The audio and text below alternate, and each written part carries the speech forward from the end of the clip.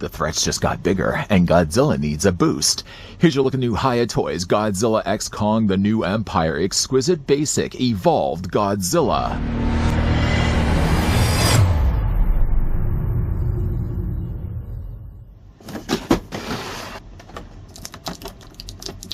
Introducing the latest to the Monsterverse, the evolved version of Godzilla from Godzilla X Kong, the New Empire, now available in the Exquisite Basic series by Hiya Toys. In the new installment, Godzilla faces off against Kong in a colossal confrontation, delving into the origins of the Titans. Standing at 7 inches tall, this brand new Godzilla evolved action figure captures the creature's dorsal fins as they absorb energy and change color, with multiple points throughout the body's design, including an articulated tail. The figure offers a wide range of articulation for dynamic posing and display, making it a must-have for any kaiju fans' collection. I don't really care what they say. I think a king can easily pull off pink. Before that, we get a closer look at the evolved state of Godzilla from Godzilla X Kong, the New Empire. Backing it up just a bit, I'd like to thank first the folks over at Hiya Toys that did provide this sample. If you guys maybe perhaps held off getting the original New Empire Exquisite Basic Godzilla because specifically he didn't have the pink dorsal fins, just know that this guy's slated to drop in July 2025 for the asking price online of $50.99. One may also look at this Godzilla and just make the assumption as well that just the pink dorsal fins are the only cosmetic change. I gotta tell you though, they're using a brand new body, and the body that they're using is smaller than the original Godzilla. We're going to talk more about that in a moment. But first though, of course, we're also going to take the tape measure. I want to give you guys some measurements going. So we're going to first go from the front of its snout to the end of its tail, and then just after that, we're going to go from the bottom of its feet to the top of its spike. In that order, Godzilla from the New Empire is going to be about 13 inches in length. Now, you could granted also have him on his hind legs and the tail a little bit more straighter, but we're going to go at least with that. That's going to translate to a figure that's about 30 centimeters long. For its height, though, and to the highest spike, which I guess would be this one right here, Godzilla, in fact, is going to stand at 6 3/4 inches, or roughly about 17 centimeters tall. Now, keeping in mind as I bring in this Godzilla, this is the same Godzilla from also Hiya Toys. It was also from Godzilla X Kong, the New Empire, and this is his non-evolved state. It's a different figure, which is really surprising to me. I could understand that maybe his spikes do change as he evolves, but I would think that the body of him would stay the same. Looking online, just maybe making the assumption as well that maybe he's a little bit smaller by the time that this movie comes around. He's actually still 393 feet or 120 meters, so he doesn't change at all from the time of when he first battles King Kong to now the subsequent sequel. This probably is not the easiest way to kind of gauge. You probably can maybe, if anything, see that the original Godzilla was a little longer in the tail, but also too, when we spin this around, there's a considerable size difference. Again, he's evolving, but I can't think that that's going to also change the size of the figure's body. And being that they're also coming from the exact same movie, I would think that they should be the same size. Parting ways in the middle, though, let's also bring in King Kong. Now, we don't actually have ourselves yet a new New Empire King Kong. They have recently, though, announced that they are going to be doing a listing for a New Empire King Kong. But in the meantime, this is the one I've been kind of using as my stand-in for comparisons.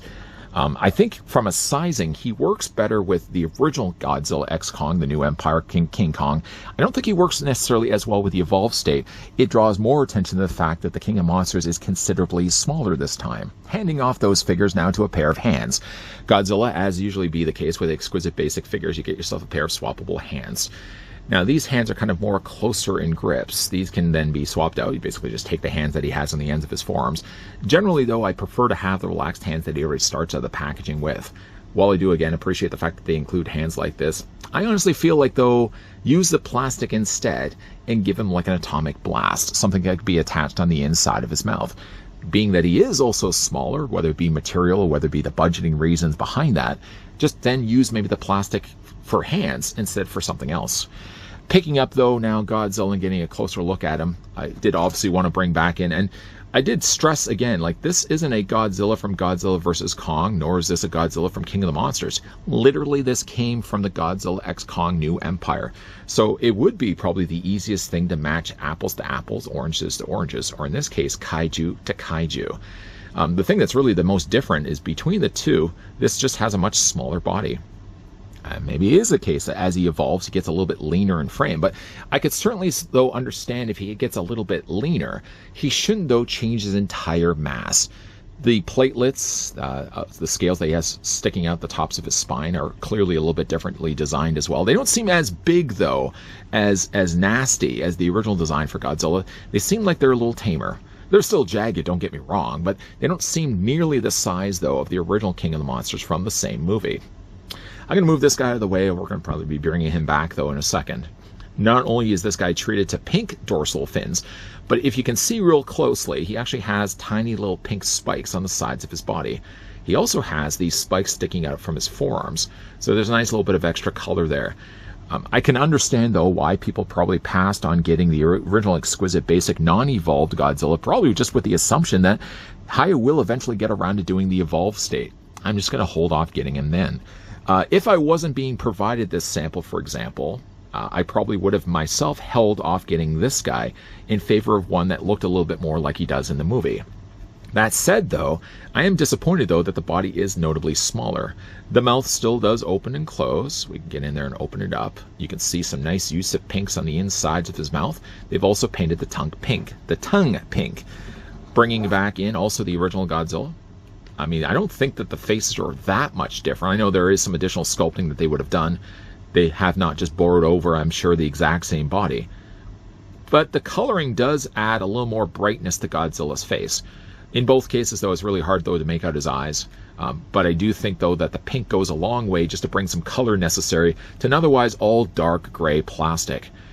His eyes, yes, are very small. Hard to probably make out. But I think they've done a nice job. If you can find them, at least, they're right there. Nice job of painting them overall.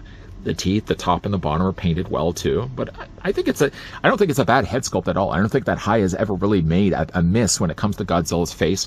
I mean, again, when you get to the body, this is kind of really where everything gets shrunk down in size. I really would be curious to know why they made the body considerably smaller. If anybody happens to know whether he does maybe shrink in size as he evolves, I would think, though, that the body would probably stay the same. The spikes is one thing that does drastically change between the two Exquisite basic releases.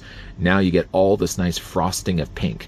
It starts generally quite dark as it gets closer to his body. As it gets further away from his body, though, you can see it gets a much lighter, kind of whitish pink. All of these platelets, these spikes, by the way, are soft plastic. Some of them do have, as you can see right here, there's one right in the middle that has a separate ball joint. Everything else basically around it can move freely. Well, for the most part, just because that's going to kind of get in the way. But this one spike right here is actually on a separate joint. Looking at this Godzilla, that's one thing that this release of Godzilla never had. The spikes didn't have any additional poseability. There was nothing really at all that you could move to them. They moved as the rest of the figure moved, as you move the torso around. So that's one thing that also this one does bring to the table. This additional poseability point in this one spike. All the other spikes are basically just, molded to the rest of his body. Again, the hands and the rest of the body, for the most part, somewhat the same in sculpt. Got some nice additional sculpting that they've added. As the plates get larger, get some scaling that's a little bit large to the top. A little more smoother as you get to the undercarriage of I was going to say the dinosaur, of Godzilla. The feet are sculpted well, too. Again, I have no real issues with the figure's body as a whole. I just think, though, it's strange that they made it a little bit smaller than the original. For the figures, by the way, the articulation, for the most part, if you were to count up all the things that the original Godzilla would have had, this one does about the same, in addition to having that one additional joint right here. It almost really feels like you'd be able to pull this out. I'm just going to kind of leave it be, though. But I guess this is just some additional poseability that they chose to add to the figure's body. For, though, the things that are movable on Godzilla, I mean, we've already established the fact that his mouth does open and close, so there's that. The head does move on its own, so there's a ball joint there. There's a ball joint in his neck. Now, this may seem repetitive, obviously, because we're going to have to start from the bottom, or start from the top and work our way to the bottom. So there's a joint right here and here. There's enough mobility that, yeah, you can move around his head fairly well, and you can get some good poses out of it. The arms also do pretty much the same. There's ball joints there, so you can rotate them all the way around. You can hinge them out, so that's about as far as it would go from this range to this range. The figure does also have a hinge in his elbow here, and a secondary hinge right here in his forearm. So technically he does have a double hinge. The original Godzilla, if we looked at this, so again, like this guy has two. The first Exquisite Basic Godzilla from the same film had only just a single hinge in the forearm. So that's all you could really bend it right there. So he does have some additional levels of posability. He does also have it here in the abdomen, or in the top of the torso, so that moves independently. But also too, that's one thing that this figure does benefit from. How much more range that he has when it comes to his bend here. If we were to put this guy down, just bring back in the original Godzilla, there's not really much at all you could really do. I mean, once you get past the point of the neck, that's the amount of posability they had in his neck, but then immediately went to a top torso. And all the torso could really do was this. I mean, you could turn it just a little bit, twist it back and forth, and move it up and down. So it does have, while it has a smaller frame, it has a whole lot more posability at its possession. So not only can you move it up and down, you can rock it back and forth, and you can somewhat turn it all the way around. In addition to that, we've already looked at the fact that this one fin does have its own independent posability. The legs do hinge forward and back. You can hinge them out a lot more than the original release. He does also have a double hinge in the knee. Now, the first Godzilla we looked at from New Empire did also have a double hinge in the knee, so he's not doing anything new in that regard. The lower leg does rotate just a little bit. He's got a nice ankle pivot up and down, ankle rocker up and down that way. And then when we get to the tail, it's somewhat the same. So you got several individual linklets where all of them attached by a ball joint next to it. So there's one joint here, here, and as we move further down, basically you can see like all the parts that are slotted here have their own independent posability. So the tail does, I mean, you could bend the tail around almost, I wouldn't say like a full rotation, but you'd be able to bend it in quite a lot more than the original Godzilla. So the question then gets asked, I mean, yes, he is a smaller figure, but in the end, though, he does have some additional posabilities that the original Godzilla from not King of the Monsters, from New Empire didn't have in the first place. That maybe could be one of the reasons why they had to shrink the figure down. Factoring in, of course, the budget of having some additional posability. I mean, the biggest one being the fact that he does have now this in his torso, where he never had that before. That could then be one of the reasons why they had to shrink the size of the figure to then factor in, because he's still selling for around $50. From what I remember, the original Exquisite Basic Godzilla from the same film sold for around that same price. In order for maybe them to incorporate now new levels of posability, some additional articulation points that the figure never had in the first place, could be one of the reasons why they made him a little bit smaller in size. He is smaller, but he is more posable than the Exquisite Basic Godzilla we got before. It isn't just cosmetic changes. So if you have been on the fence and you thought to yourself, well, you know, I already have the King of the Monsters Godzilla, then I had the one released for Godzilla X Kong, Godzilla vs. Kong, I might just hold off and get the one when we eventually get the pink dorsal fins. It isn't just, again, cosmetic changes that differ between these two. Again, I want to say dinosaurs because they both start with D. The thing that's really different, though, between the two Titans isn't just, again, cosmetic changes, but almost like they went in and overhauled the release of Godzilla altogether, where there's a lot new things added to this figure that wasn't on the Exquisite Basic figure before. If you're wondering, by the way, why that one dorsal fin has to have its own posability, I think it has a lot more to do with the fact that you can hinge it back and out of the way, that when it comes to rotating his torso, it's not going to be clipping any of the spikes around it. That is a clever use of additional posability. Hiya looked at that as a problem and realized we need to fix it with figures moving forward. In the same way that the King of the Monsters evolves in the movie, this too is also an evolved version of Godzilla from the other Exquisite Basics we've gotten before.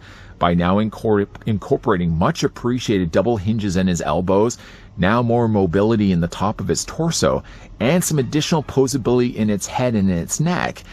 While it is, yes, a smaller Godzilla, I think it's a better looking one than we've got with the basic before. Yes, I know the Exquisite Basic of Godzilla X Kong, the New Empire already exists, but for those that maybe held off and thought, you know, eventually, we know that Hiya will eventually release one that has the pink spikes. I think for those that held off getting the original Exquisite Basic will be rewarded with a better figure that's going to pose better on your shelf. A big thank you again to the folks over at Hiya Toys that did provide this sample. Just know, though, that the evolved Exquisite Basic Godzilla is slated to drop July 2025. So anybody looking at their calendar right now will know We're well into July. This guy should start shipping soon on any of the sites that stock Hiya toys. He's going to be selling for about the same price, honestly, as the Exquisite Basics we've gotten before. $50.99, $51 figure. That's not bad at all for how well Hiya Toys has been putting out the King of the Monster figures in the past. What do you guys think of the evolved state of Godzilla? Does it bother you at all that we're getting a little bit smaller of a Titan if it means that we're getting a better figure as a result? Let me know what you guys think of the size difference down below in the comments section. If you guys did also enjoy this video, you can do it a solid and throw it a like. You guys want to stick around for more so? I hope so. Hit that subscribe, turn on that bell, and if you need a fix for more Hiya, popping up at the very end of this video will be a playlist of everything that I've covered for the company in the past, and all the future videos will be showing up in there as well. As always, guys, thanks for watching. See you guys next time.